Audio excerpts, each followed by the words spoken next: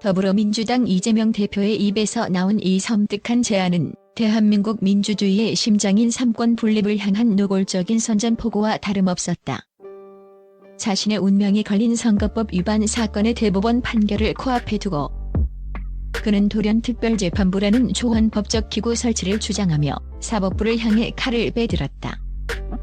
해방 직후 친일파를 처단했던 반민족행위특별조사위원회라는 신성한 역사적 명분까지 끌어들였지만 그 뒤에 숨겨진 것은 자신을 향해 다가오는 법의 심판을 피하려는 비겁한 정치적 술수와 사법부에 대한 지독한 개인적 복수심이라는 것을 국민은 모를 리 없다.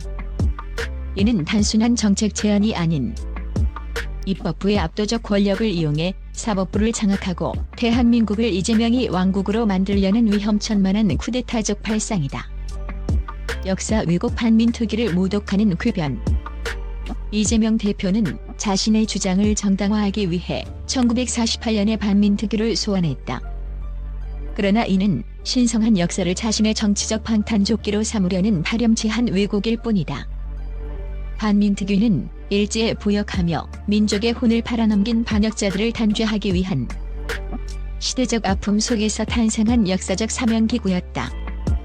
이를 오늘날 대한민국의 헌법과 법률에 따라 독립적으로 판결을 내리는 사법부 판사들을 압박하고 심판하는 기구와 동일시하는 것은 순국선열과 피로 지켜낸 역사에 대한 심각한 모독 행위다. 이 대표의 논리대로라면 자신에게 불리한 판결을 내리는 판사는 모두 나라를 팔아먹은 민족 반역자와 동급이라는 것인가? 이는 법치주의에 대한 천박한 인식을 드러내는 것을 넘어 자신과 의견이 다르면 모두 청산의 대상으로 규정하는 극단적이고 위험한 전체주의적 사고방식의 발로다. 노골적인 정치 보복주의대를 겨냥한 칼끝. 그가 특별재판부라는 칼을 빼든 시점은 너무나도 의도적이다.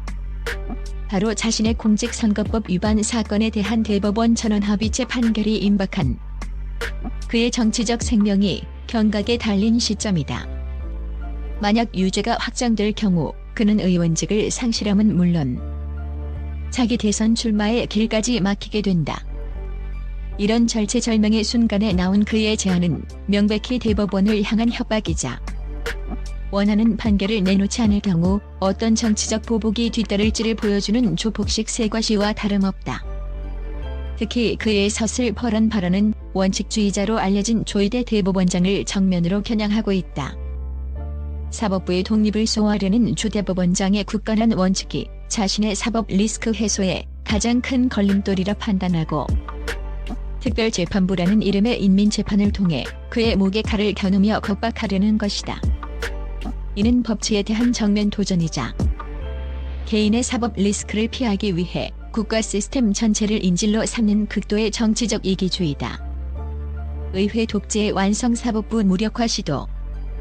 190석에 달하는 거대 의석을 무기로 입법부를 완전히 장악한 더불어민주당과 이재명 대표에게 사법부는 그들의 폭주를 막을 수 있는 마지막 보루이자 눈의 가시 같은 존재였을 것이다. 행정부를 향해서는 온갖 특검법으로 식물정부를 만들려 하고 이제는 민주주의의 마지막 남은 견제 세력인 사법부마저 특별재판부라는 족쇄를 채워 무력화하려 하고 있다. 이는 민주주의의 핵심인 견제와 균형의 원리를 완전히 파괴하고 모든 국가 권력을 자신들의 발 아래 두려는 의회 독재의 완성을 의미한다. 그들이 꿈꾸는 나라는 헌법과 원칙이 아닌 오직 대표님의 의중만이 유일한 법이 되고 그에 반하는 모든 목소리는 적으로 규정되어 숙청되는 나라일지도 모른다. 국민의 심판 실패할 수밖에 없는 권력투쟁.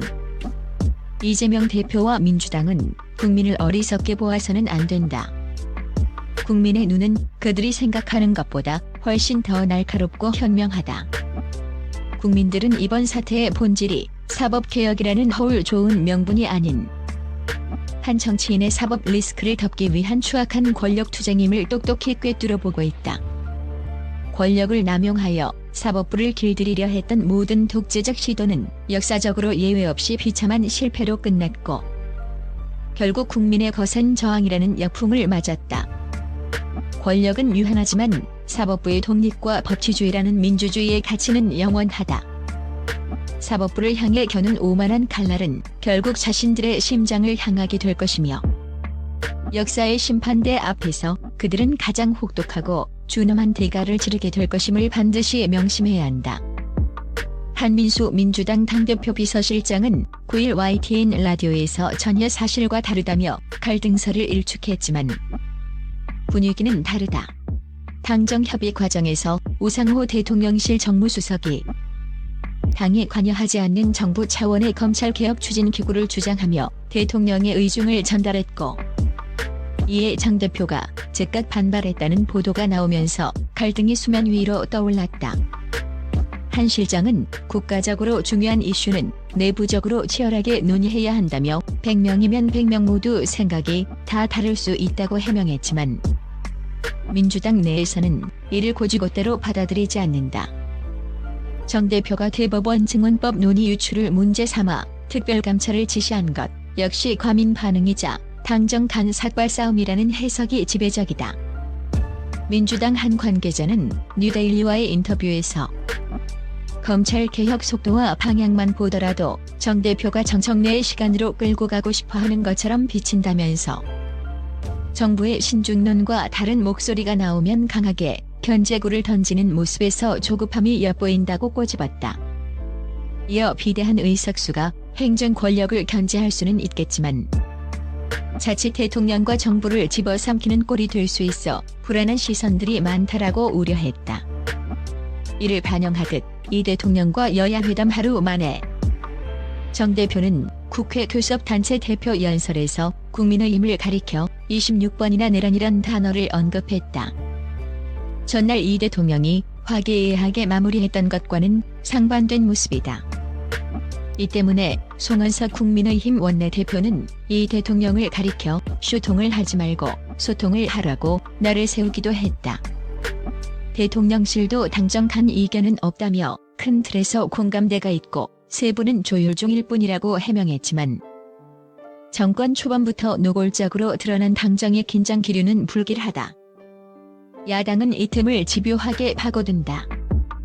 송원석 국민의힘 원내대표는 이날 원내대책회의에서 만일 약속이 지켜지지 않고 민주당이 25일 본회의에서 검찰 해체 시도를 강행한다면 국민의힘은 이를 이재명 용산 대통령의 완전한 레임덕이자 정청래 여의도 대통령의 입법 독재로 간주하겠다고 강하게 경고했다. 검찰개혁을 둘러싼 주도권 싸움은 이제 민주당 내부 문제를 넘어 정권 운영의 최대 뇌관으로 떠오르고 있다. 대통령의 리더십이 정청래 대표의 입법 드라이브에 묻히는 순간 이 정부의 초반 동력이 순식간에 꺾일 수 있다는 우려가 커지고 있다.